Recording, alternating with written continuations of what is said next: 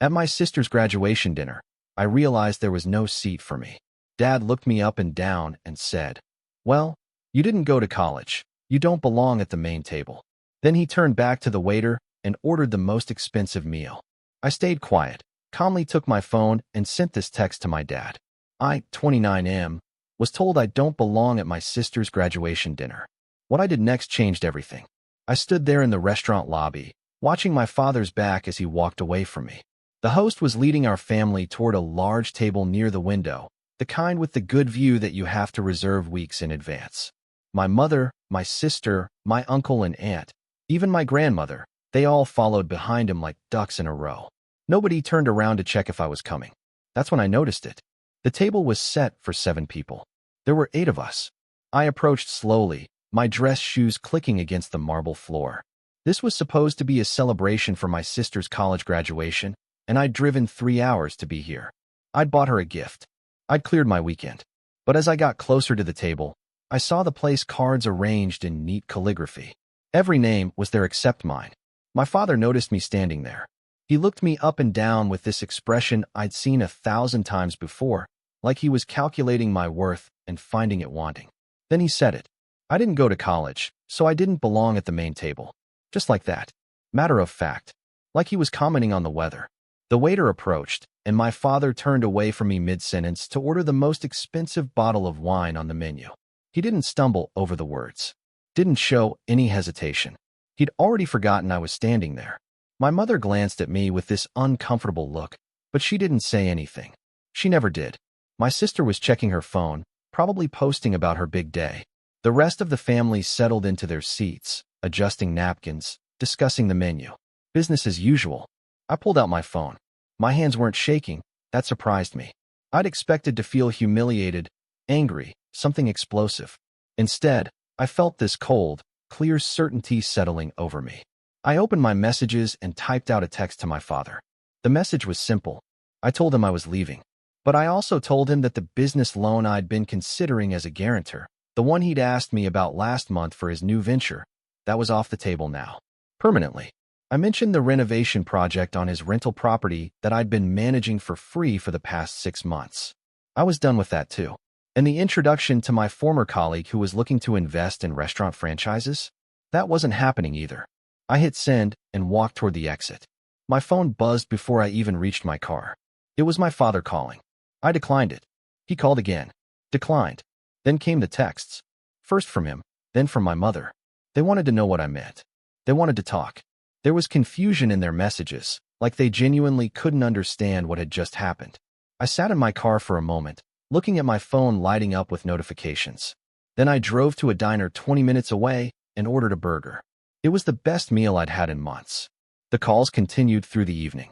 My mother sent a long message about how I was being sensitive, how my father didn't mean it that way, how I was ruining my sister's special day. My uncle texted asking what the problem was. Even my grandmother called, her voice frail and confused, asking why I'd left. Nobody asked why there hadn't been a seat for me.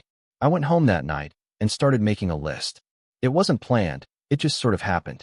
I opened my laptop and began documenting every favor, every job, every connection I provided to my family over the past 5 years.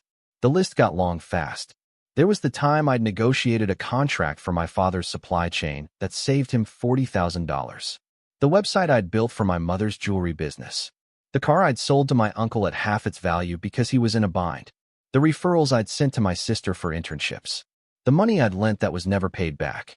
The weekends spent helping with moves, renovations, business plans. I didn't go to college, but I'd built a successful consulting business by the time I was 25. I specialized in operational efficiency for small businesses. My clients ranged from local restaurants to regional retail chains. I made good money, better than most of my college-educated friends.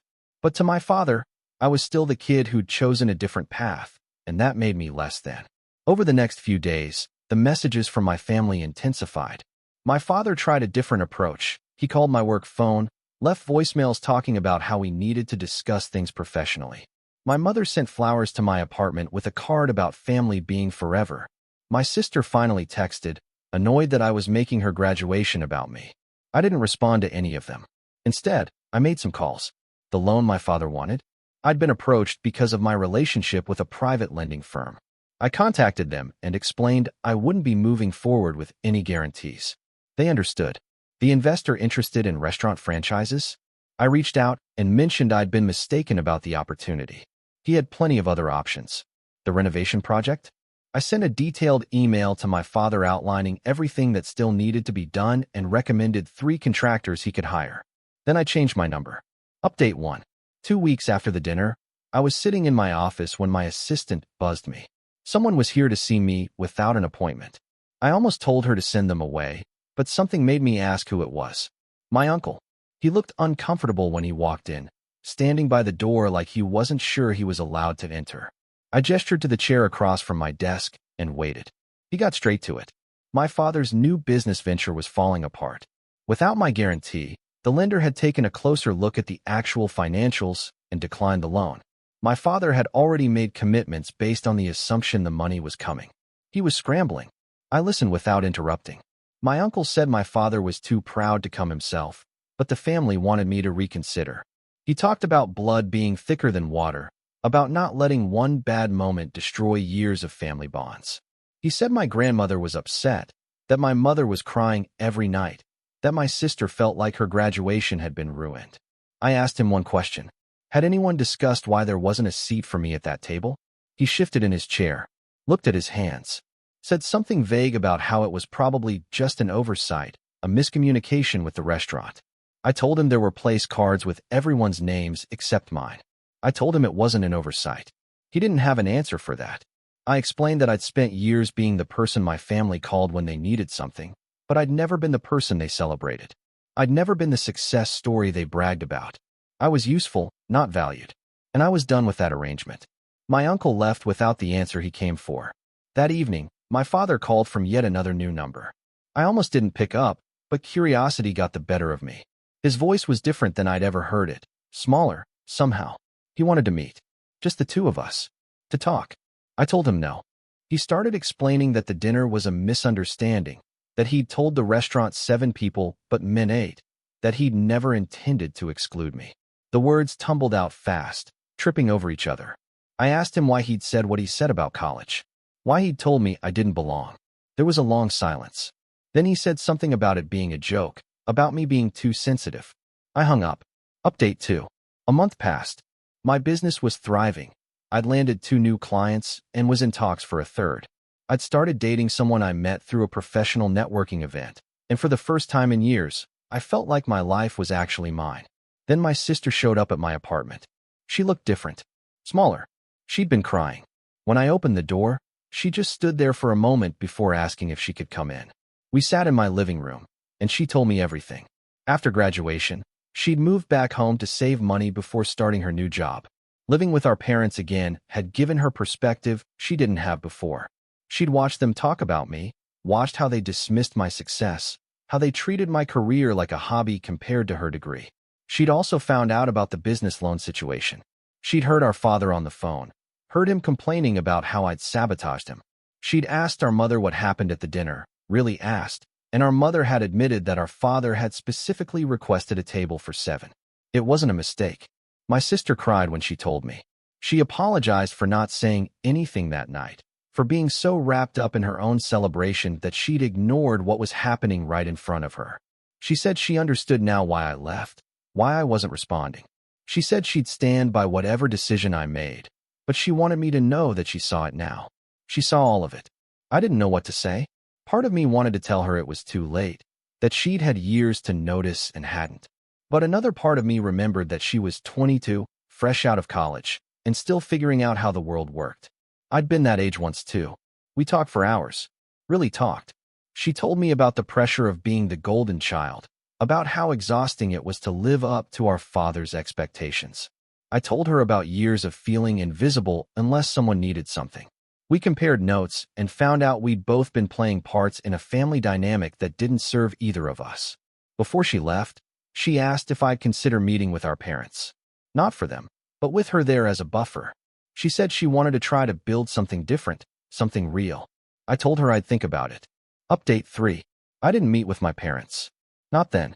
Instead, I focused on my own life. I took on a major project that required travel. I spent time with friends I'd been neglecting. I got serious with the person I was dating. I built a life that didn't revolve around proving my worth to people who'd already decided I didn't have any. 3 months after the dinner, I got a call from my grandmother. She was in the hospital. Nothing life-threatening, but serious enough that the family had gathered. My sister had called to let me know, and my grandmother had asked specifically for me to visit. I went. Not for my parents, but for her. When I walked into that hospital room, my father was there. He stood up when he saw me, looking older than I remembered. My mother touched his arm, said something quiet. My sister gave me a small, encouraging nod from the corner. My grandmother looked at all of us and told us to get out. She wanted to talk to me alone. After everyone left, she took my hand. Her grip was weak but firm. She told me she'd heard about what happened at the dinner. She said she was ashamed of my father, of the family, of herself for not speaking up. She said she'd spent her whole life watching my father judge people by their credentials instead of their character, and she'd watched him do the same thing to me. She told me something I didn't know. My father had dropped out of college. He'd finished later, in his 30s, while working full-time. But he'd built his first business without that degree. He'd done it through hard work and determination and grit. And somewhere along the way, he'd forgotten that. He'd started believing that the degree mattered more than the work, that the credential was more important than the capability. She said he was scared of me. Scared because I'd done what he'd done, but better and faster. Scared because I didn't need the validation he'd spent years chasing. Scared because every time he looked at me, he saw a reminder that the path he'd eventually taken wasn't the only path, wasn't necessarily even the right path. I sat with that for a while. It didn't excuse what he'd done, but it explained it. And somehow, that explanation gave me something I didn't know I needed: context. My grandmother asked me what I wanted. Not what the family wanted, not what would fix things, but what I actually wanted for myself. I told her the truth. I wanted respect.